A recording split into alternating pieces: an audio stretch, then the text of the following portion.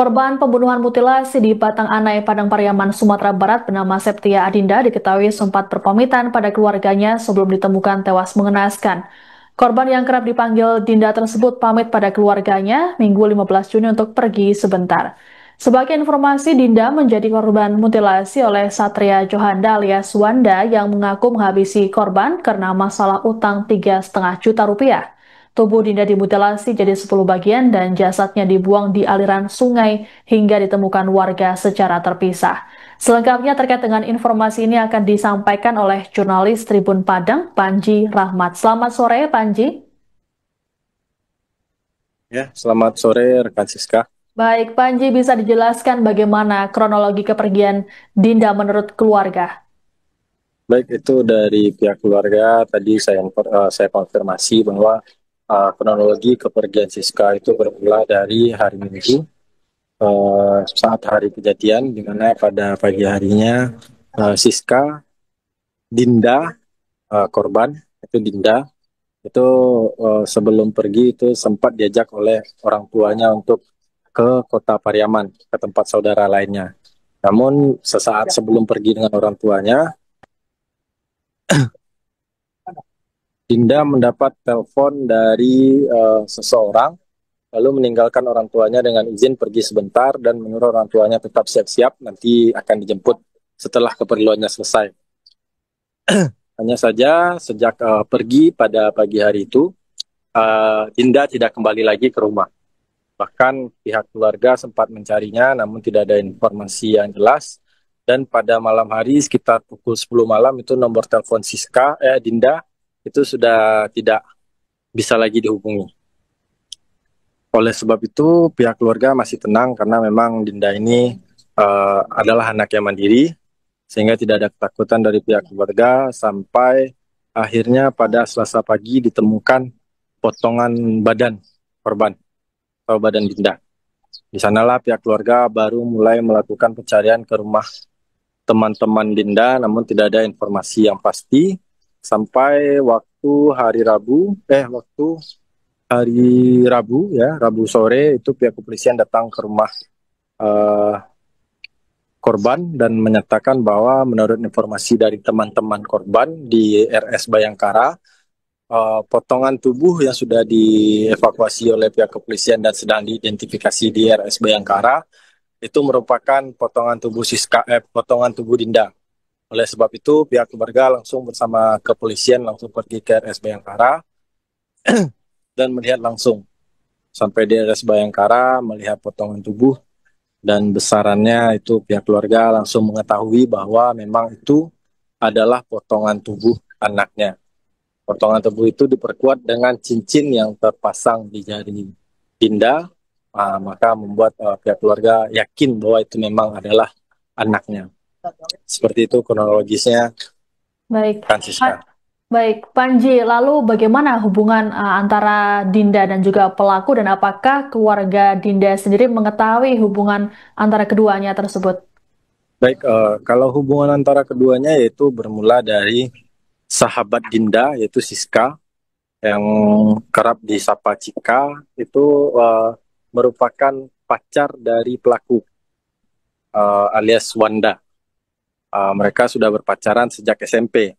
Sedangkan Dinda dan Cika itu sudah berteman sejak SMA. Jadi mereka adalah teman yang dekat sehingga memang ketiganya baik itu Dinda, Siska dan pelaku yaitu Wanda itu sudah saling mengenal sejak lama. Bahkan sejak Cika dinyatakan hilang sebelum ditemukan jasadnya terkubur oleh pelaku yang sama yaitu pacarnya Wanda, Dinda sering berhubungan atau berkomunikasi dengan pelaku dengan Wanda. Sedangkan pihak keluarga mengaku bahwa tidak ada Wanda tidak pernah datang ke rumah atau pergi ke rumah si Dinda. Namun pihak keluarga mengetahui bahwa mereka itu saling mengenal dan bertemu.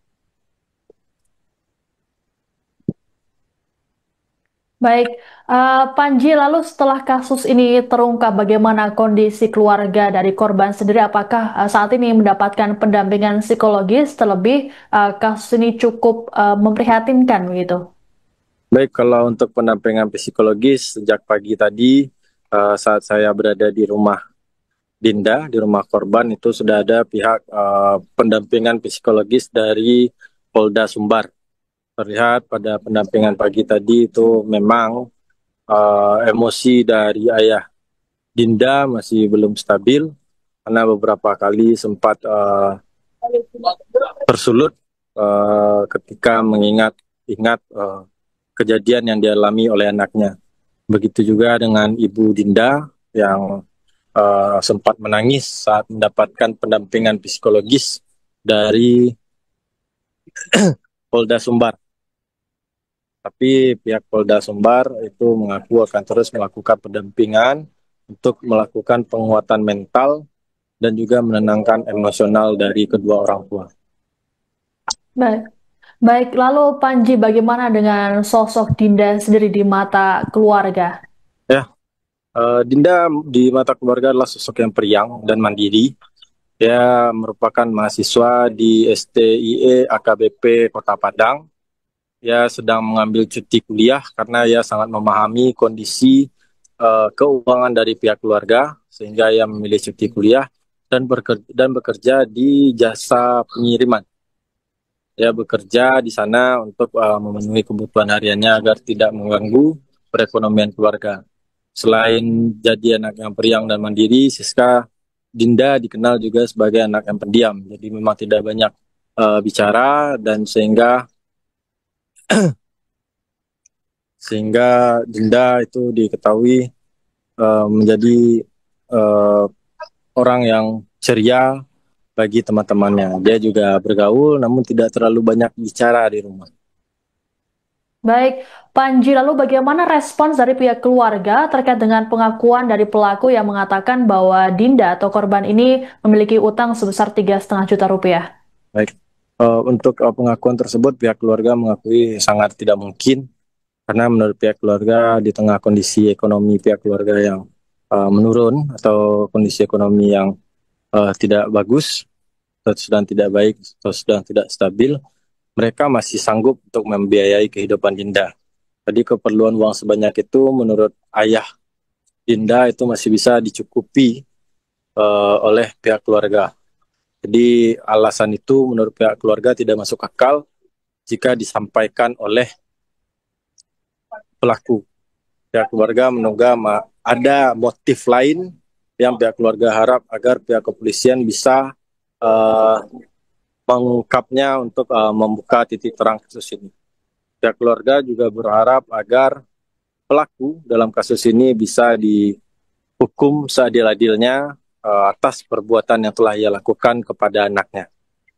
Baik, Panji, apakah ada informasi lagi yang bisa Anda sampaikan terkait dengan kasus ini?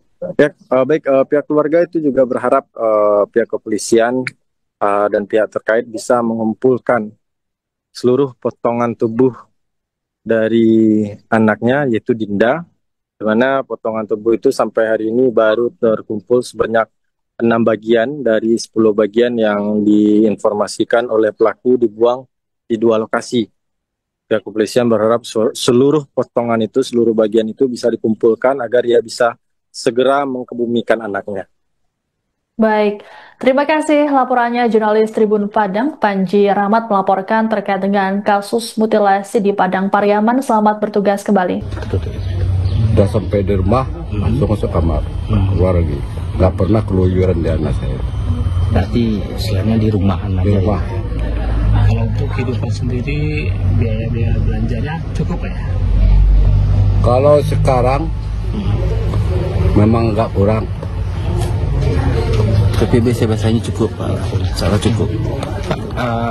Itu kan Dinda kuliah ya Pak ya? Ya.